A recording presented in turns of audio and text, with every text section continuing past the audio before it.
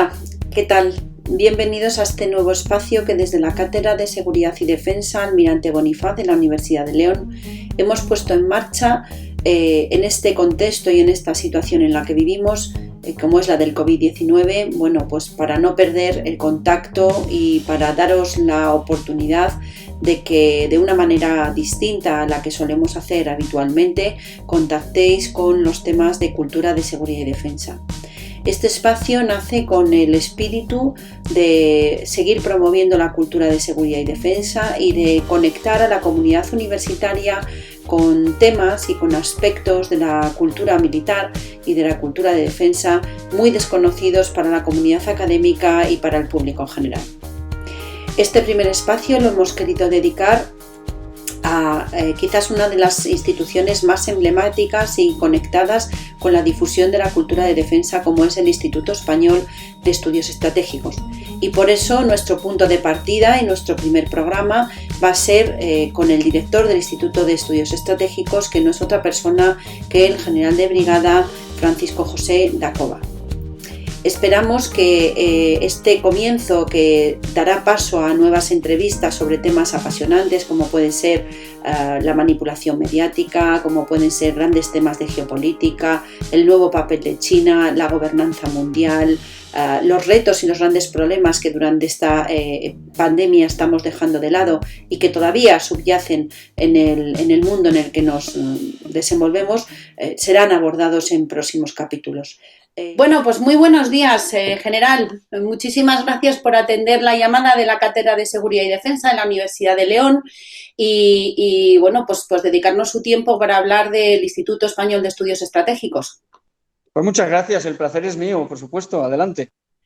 Bueno, en la presentación del programa yo comentaba que es un gran desconocido el Instituto de Estudios Estratégicos. Lo que me gustaría es que nos contase brevemente bueno, ¿qué es el Instituto Español de Estudios Estratégicos y cuándo surge y por qué? Bueno, dicho en pocas palabras, y además con una terminología que la gente joven que nos está escuchando comprenderá perfectamente, el Instituto Español de Estudios Estratégicos es el think tank de las Fuerzas Armadas. Yo creo que es la forma más breve de explicarlo.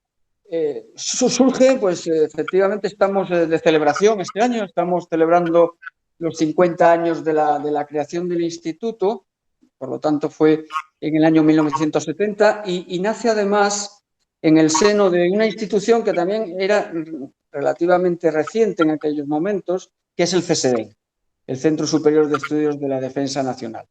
Entonces la idea era, y sigue siendo, que ya que el CSDEN es un punto de encuentro entre la sociedad, su más amplia expresión, la sociedad española, todos los ámbitos, la universidad, como es el caso, pero también, lógicamente, la empresa, otras instituciones, la sociedad en general, repito, y las Fuerzas Armadas.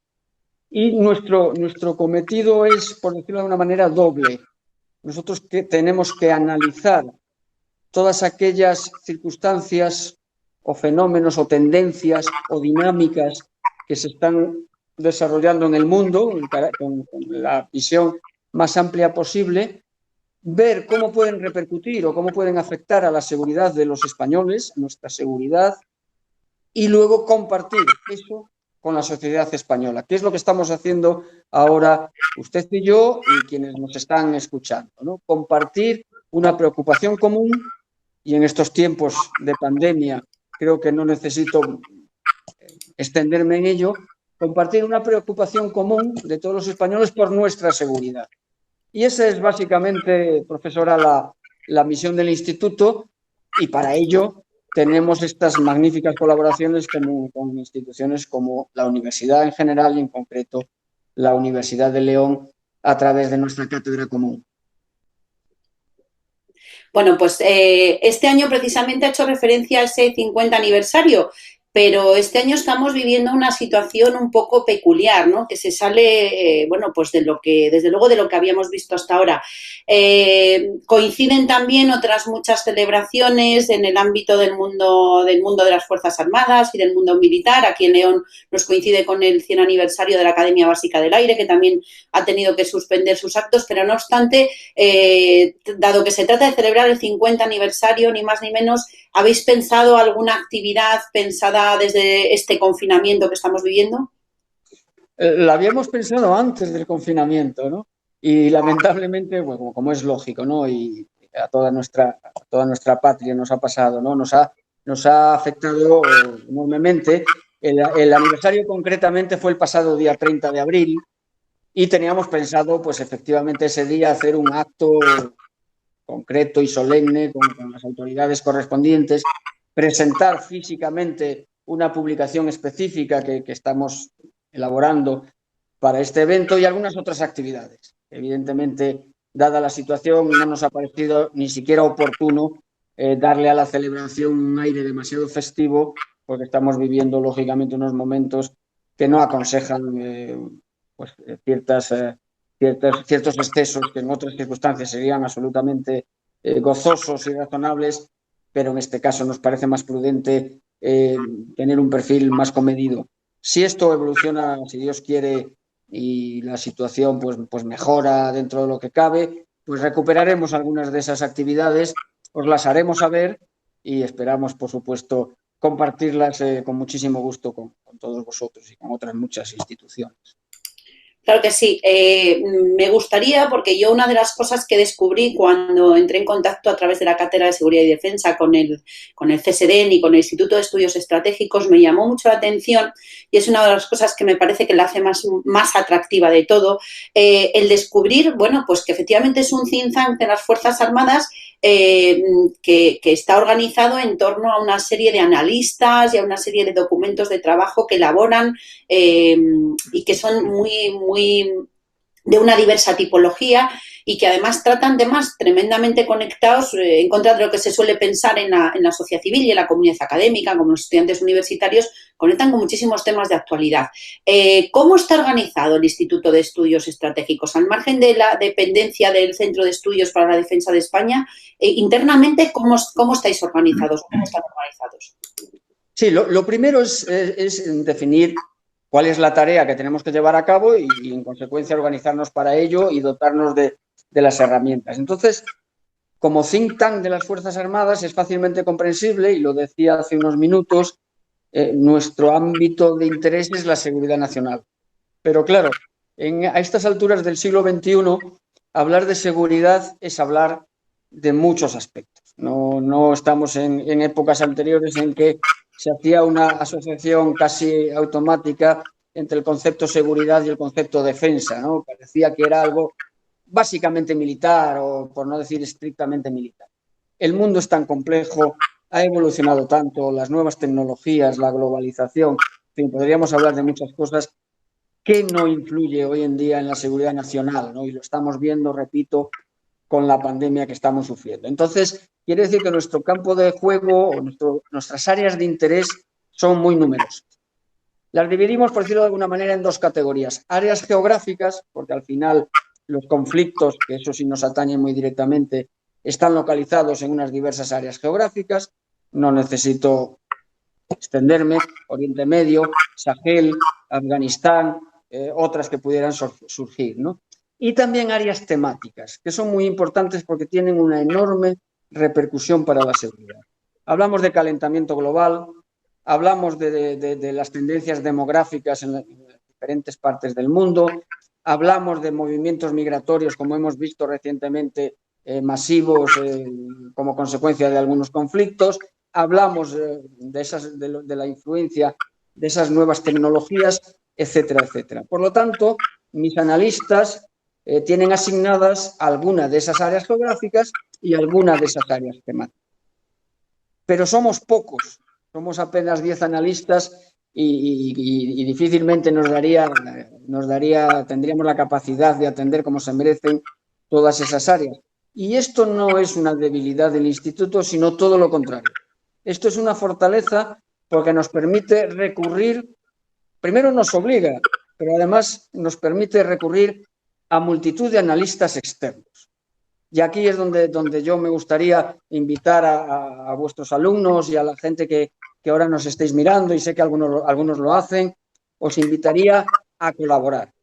Si estáis siguiendo nuestras publicaciones en estos momentos con motivo de la crisis que estamos viviendo, pues veréis que estamos publicando mucho sobre COVID, como es lógico, y sobre temas más genéricos, y el 80, el 90% de nuestras publicaciones proceden de analistas, de colaboradores, de amigos que nos escriben o nos escribís desde fuera del instituto. Y eso, repito, es consecuencia de una carencia nuestra, pero al mismo tiempo es una gran fortaleza del instituto, porque nos permite publicar magníficos artículos desde el punto de vista de la economía, desde el punto de vista de la energía, desde el punto de vista de la sanidad, o desde múltiples puntos de vista que no son específicamente los nuestros, los militares. Por lo tanto, eso yo me gusta mucho presumir de la calidad, sin duda alguna, de mis analistas, que son extraordinarios. Tengo analistas civiles y analistas militares, como sabes, profesora, en el instituto, son extraordinarios, pero además tengo estos colaboradores que vienen del mundo ajeno al instituto, pero que nos enriquecen enormemente. Bueno, yo creo que es muy interesante, sobre todo para todos los que nos puedan escuchar, el saber, ¿no?, de esa colaboración, de esa restricción que se ha convertido en una sinergia positiva con la sociedad civil, en el sentido de que incorpora talento, ¿no?, y incorpora, pues gente que es experta y que pueda aportar opiniones muy diversas a los informes que vosotros hacéis. He de decir a los que nos puedan escuchar que la Cátedra de Seguridad y Defensa Almirante Bonifaz de la Universidad de León depende del Instituto Español de Estudios Estratégicos, y una de sus finalidades es precisamente contribuir a la difusión de la cultura de defensa. ¿Por qué es decir, estos proyectos que no solo tienen lugar con colaboraciones a través de las cátedras e institutos que tenéis abiertos en colaboración con centros universitarios, ¿por qué os preocupa que la comunidad universitaria mejore su cultura de defensa? O sea, ¿por qué acercarse a la cultura de defensa? ¿Por qué el Ministerio de Defensa está haciendo ese esfuerzo? ¿Por qué cree que es necesario hacer ese esfuerzo? Pues con mucho gusto te lo explico, profesora. Mira, como bien sabes, la Estrategia de Seguridad Nacional que está en vigor es relativamente reciente, de diciembre del año 17, aunque los acontecimientos evolucionan a tal velocidad que ya hay que plantearse por lo menos una revisión, una actualización, ¿no? Pues esa estrategia tiene como subtítulo la seguridad nacional, un proyecto compartido de todos y para todos. Evidentemente, lo mencionaba al principio, hace unos años parecía lógico y quizá no había mayor preocupación pensar que los temas de seguridad, como te decía antes, eran casi exclusivos de los ministerios correspondientes, Ministerio de Defensa o ministerios semejantes, ¿no?, en todos los países, no solo en el nuestro. Evidentemente, esto ha ido evolucionando como resulta de esa complejidad que te comentaba hace unos minutos, y los documentos que se refieren a la seguridad nacional, se llamen estrategias, se llamen libro blanco o tengan la denominación que tengan, han ido evolucionando de ser responsabilidad su redacción y ejecución, digamos, de los ministerios de defensa, ha ido evolucionando y ya está generalizado, y en nuestro país ocurre lo mismo, ya es responsabilidad de presidencia del gobierno.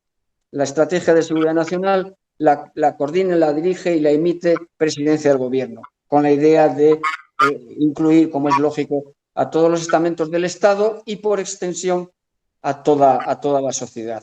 Y es que esa es la filosofía. Por eso, el Ministerio de Defensa se dota de un organismo como el Instituto, que tiene entre sus mandatos, y además es uno de los más agradables, te lo puedo adelantar, interactuar con, entre otros ámbitos, con el mundo de la academia, y de ahí que tengamos estas cátedras que, aunque lamentablemente en la situación en la que estamos, pues los recursos son escasos, y eso lo sabe muy bien la profesora que dirige esta cátedra, pues procuramos sacarle el mayor provecho con esa intención, con la intención de involucrar, pues a quienes nos están escuchando, van a ser los que tendrán que gestionar el futuro de esta España nuestra, pues de involucrarles desde su fase de formación en esta preocupación y en esta ocupación de los asuntos de seguridad porque no son departamentos estancos, no se pueden tratar de manera monocromática por un determinado departamento del gobierno o por una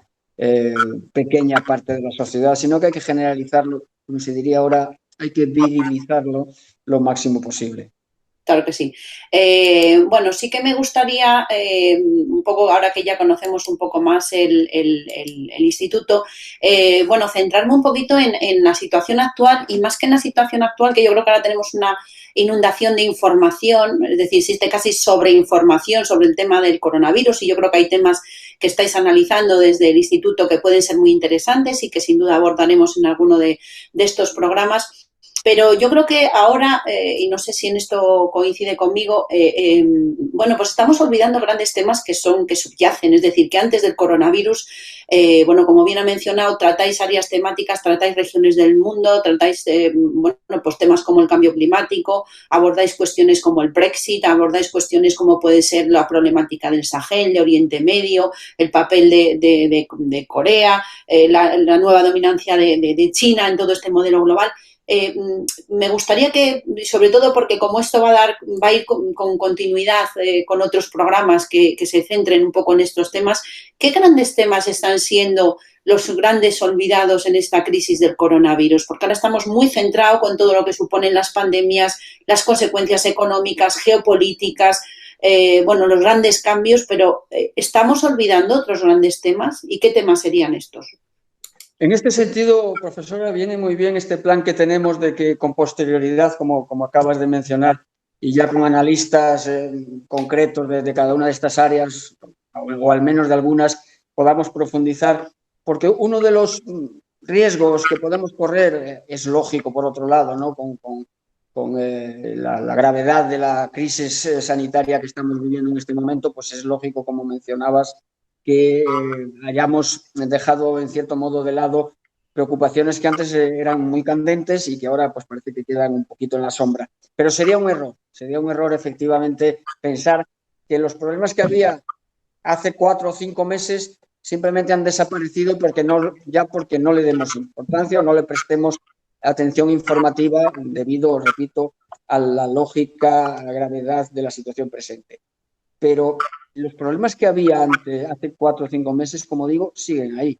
Los problemas no han desaparecido. En todo caso, se agravarán más como consecuencia de la pandemia que nos afecta a todos, a los países más avanzados y a los más débiles, ¿no? Por poner un ejemplo, parece que nos hemos olvidado y que ha sido hace mucho, pero la muerte del general Soleimani ha sido hace prácticamente 4 o 5 meses y es un factor que en su momento nos preocupó muchísimo y que estamos siguiendo porque afecta a toda la estabilidad y a la evolución de la situación en una región tan compleja como Oriente Medio, con conflictos abiertos como el de Siria, Yemen, los problemas en el Líbano, Irán, Irak, etcétera. Los problemas siguen ahí. El Sahel nos preocupa mucho. Los países del Sahel, que son para nosotros muy importantes, tienen gobiernos débiles, gobiernos en algunos casos precarios, y obviamente esta situación va a agravar esta condición de precariedad, lo cual va a hacer que movimientos insurgentes, movimientos yihadistas, simples mafias de crimen organizado recuperen terreno, se sientan revitalizados ante la creciente debilidad de los estados. En fin, todos estos problemas no debemos olvidarlos y yo por eso te agradezco, profesora, y te invito a que en las próximas sesiones entremos en detalle en los que queráis, ¿no? En algunos de estos, porque merece la pena y, repito, sería un error pensar que simplemente porque hay otras prioridades lógicas, pensar que se han solucionado, ni muchísimo menos. Están ahí y están muy cerca. Geográficamente hemos hablado del Sahel, pero podríamos hablar de la guerra de Libia o podríamos hablar de la inestabilidad que dura ya más de un año en Argelia, por hablar de casos muy próximos geográficamente y que pueden tener enormes repercusiones para nuestra seguridad y para nuestro bienestar. Claro, eso es lo que intentaremos hacer en los próximos programas. Me gustaría un poco centrar ahora el tema en el hecho de que, bueno, si tenéis prevista alguna publicación de todo el abanico tan amplio de tipos de publicaciones, que pues, publicáis un panorama estratégico anual que da una descripción del contexto fantástica, documentos específicos, libros, es decir, documentos de opinión. Entiendo que todos ellos, para información de la comunidad académica y de cualquiera que nos pudiese escuchar, son descargables desde la página web directa del Instituto Español de Estudios Estratégicos. Es decir, algunas se hacen en soporte físico, pero la mayoría se hacen en formato web. ¿Es así? Es así, evidentemente nos tenemos que adaptar a los tiempos y además es lógico.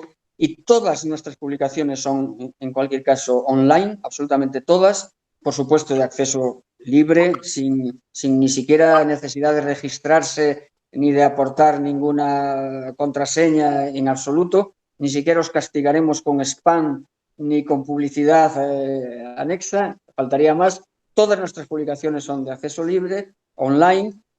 Y también, como mencionabas, profesora, algunas las hacemos también en formato físico, pocas, e incluso pues nos gusta hacer presentaciones formales de ellas, ¿no? Ahora en este formato online, que es lo que nos obliga los tiempos, en breve y os avisaremos, haremos la presentación del panorama estratégico, que es una de esas publicaciones, en mi modesta opinión, señeras y que merecen mucho la pena, con siempre sobre la base de recurrir a colaboradores y a expertos del instituto y sobre todo ajenos también al instituto, como es lógico. Y lo que sí también me gusta aprovechar la ocasión para el mundo académico, quizás sea relevante. Tenemos una revista científica, una revista indexada, que está, por supuesto, a disposición de quien quiera publicar en ella si lo cree conveniente y oportuno. Y tenemos también que aquellos que nos estén escuchando y no lo hayan hecho ya, están tardando en hacerlo. Tenemos, como sabes, profesora, un boletín semanal en el que distribuimos, como su propio nombre indica, semanalmente las publicaciones de la semana. Nosotros, aparte de esas publicaciones, digamos, señeras, los panoramas, los cuadernos de estrategia, pues nos gusta publicar prácticamente todos los días algún artículo corto, algo más del día a día, y así lo venimos haciendo, que lo colgamos todos los días en nuestra página web, pero que es más cómodo, y además yo así lo hacía incluso antes de venir al instituto. Te apuntas al boletín, también sin contraseñas y sin ningún tipo de requisito, te apuntas al boletín y semanalmente pues recibirás en el correo electrónico, aquel que lo desee, pues nuestras publicaciones y los avisos de publicaciones de mayor enjundia, incluso algunos links, pues que eso, con universidades o con actividades que puedan ser de interés. En la página web hay un link para apuntarse al boletín el que lo desee, y para nosotros es un placer. Y como no, siglo XXI, pues las redes sociales, donde la profesora y yo, voy a descubrir una intimidad, nos seguimos mutuamente, y obviamente es la vía hoy más habitual de compartir este tipo de inquietudes, ¿no? En redes sociales, tanto en Twitter como en Facebook, podéis seguir al Instituto Español de Estudios Estratégicos y tener acceso también a nuestras publicaciones y a recibir comentarios, incluso elogiosos, si puede ser, si a bien lo tenéis. Vale, pues muy bien. Pues simplemente quería lanzarle una última pregunta bueno, saliéndonos un poco de la publicidad del instituto, porque de toda la variedad de temas que ahora concentran la atención del Instituto Español de Estudios Estratégicos, has hablado de una línea editorial que va en contribuciones con el tema del coronavirus desde muy distintas perspectivas: política, económica, sociológica, incluso veterinaria, incluso, es decir, todas las perspectivas se aglutinan en esos documentos. Pero quizás si tuviese que apuntar para ya abrir un poco el paso a la siguiente entrevista, ¿dónde se centrarían? Es decir, ¿qué 2 o 3 temas considera que en esa orden de prioridades que son fundamentales, bueno, podrían interesar a la audiencia? O sea, son prioridad para el Instituto de Estudios Estratégicos ahora mismo, sin necesidad de que eso forme parte necesariamente del COVID-19, sino a lo mejor del post-COVID-19, ¿vale? ¿Qué grandes temas acaparan vuestra atención? O sea, de esas prioridades, ¿dónde está puesto el foco de atención de cara a ese post-COVID? ¿En qué grandes temas estáis trabajando? Sí, y además en todos ellos la repercusión de la pandemia va a ser evidente, mayor o menor grado, pero nos está obligando a un esfuerzo de rápida actualización porque, aunque como decía hace unos minutos, los problemas ya estaban ahí y ya los estábamos siguiendo, evidentemente las repercusiones de la crisis nos obligarán a rápidamente revisarlos y actualizarlos. Desde el punto de vista temático, como te explicaba antes, nos ocupa mucho el tema demográfico, las tendencias demográficas que van a suponer cambios geopolíticos, bien es cierto que a medio plazo, porque la demografía tiene unos ritmos mucho más pausados, pero tenemos que irlos ya viendo venir, si me permitís la expresión. Nos preocupa mucho el tema de las nuevas tecnologías, porque una de las características de lo que está ocurriendo en el mundo es que los cambios se producen a una enorme velocidad y de ello tiene mucha culpa, lógicamente, las nuevas tecnologías, ¿no? Nos preocupa cómo se está reconfigurando el orden mundial como consecuencia de esa renuncia, al menos de momento, voluntaria de los Estados Unidos a liderar de alguna manera el escenario global y ese ascenso, que ya no está el ascenso, sino ya está ahí, de China, y cómo van a interactuar estas dos grandes potencias y el resto de potencias medias, como puede ser Rusia, o como puede ser Turquía, o Brasil, o México, o no hablemos de la India, por supuesto. En fin, potencias, digamos, de un segundo nivel, pero que vienen muy pujantes y que son además muy proactivas y muy asertivas. Habrá que vigilar eso con mucho cuidado. El cambio climático lo mencioné porque una de sus consecuencias, que también tendrá mucha repercusión, es que el océano polar ártico está siendo año a año la ventana en la que esas aguas, todavía con muchas dificultades, sin duda, pero progresivamente esa ventana en la que esas aguas son navegables cada vez se va haciendo más amplia y cada vez se está facilitando más esa navegación, el acceso a las materias primas que hay en el lecho marino del océano polar ártico, y estamos detectando una progresiva y acelerada militarización de las orillas del océano polar. Y en cuanto a áreas geográficas, pues lógicamente para nosotros la que más nos preocupa es el Sahel. Es además una región, lo comentaba antes, en la que las consecuencias de la crisis que estamos viviendo van a ser especialmente severas y por lo tanto tenemos que tener todos los ojos puestos en esa región, y además está unida con el Magreb. Para nosotros el Sahel y el Magreb son una misma unidad de estudio porque obviamente la interconexión entre ambas, ahí no hay fronteras y los fenómenos que ocurren en toda esa región son comunes, ¿no? Y luego una segunda región, por no extenderme mucho más, y que de hecho estamos pensando en elaborar un cuaderno de estrategia específico a corto plazo, es el Mediterráneo. Toda la cuenca mediterránea, ambas orillas, la orilla norte, que es la nuestra, la europea, y la orilla sur. Y no solo, como venía siendo tradicional, no solo el extremo oriente, o sea, la ribera oriental, no el extremo oriente del continente, sino la fachada oriental del Mediterráneo, donde está la península arábiga, porque sí, cierto es que tradicionalmente es de donde procede la inestabilidad con los múltiples conflictos, pero es que esto ya no es tan sencillo. Todo el Mediterráneo se ha convertido en un escenario donde compiten las mayores potencias, hay penetración incluso de China, hay penetración de Rusia, hay una gran asertividad por parte de Turquía, que se ha involucrado enormemente en la guerra de Libia, ya no solo en la guerra de Siria y en el escenario, como decía, de la península arábiga y de Oriente Medio, sino que, como vemos, esta inestabilidad se está acercando. Está el caso de Argelia que mencionaba antes, hay pugnas por los hidrocarburos en diferentes zonas del Mediterráneo, está el tema de la inmigración, de la presión migratoria y de la demografía, y eso todo hace ya del Mediterráneo un todo, ¿no? Ya no solo, como digo, una parte del mismo, que nos afecta a todos, en el que interactúan diversas dinámicas y nos parece relevante. Entonces también pondremos el ojo en el mar Mediterráneo como un todo, porque nos parece imprescindible. Bueno, pues yo creo que nos ha elaborado una carta de menús, de un menú muy interesante para el que dar paso con las futuras colaboraciones. Bueno, pues para finalizar, simplemente agradecerle enormemente que nos haya dedicado el tiempo en lo que me consta que es una apretada agenda a pesar de las circunstancias del confinamiento.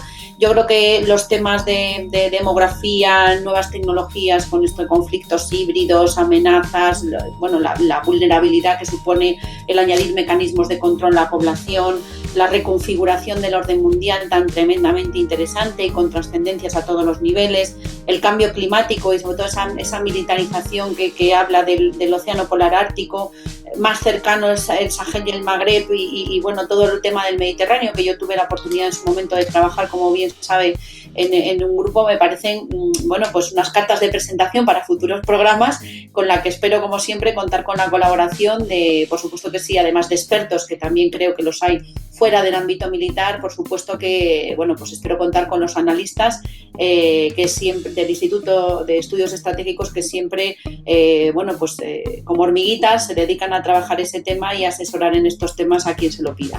Pues muchísimas gracias, general, muchísimas gracias por atendernos y bueno, pues eso no, este primer programa no implica que no le emplacemos para futuras actividades o cuestiones que desarrolle la Cátedra de Defensa en León. Pues muchas gracias, el placer ha sido mío y el agradecimiento es mío. Mis mejores deseos para todos los que nos estén escuchando en estos tiempos difíciles, que saldremos adelante sin lugar a dudas y a vuestra disposición, faltaría más. Encantados.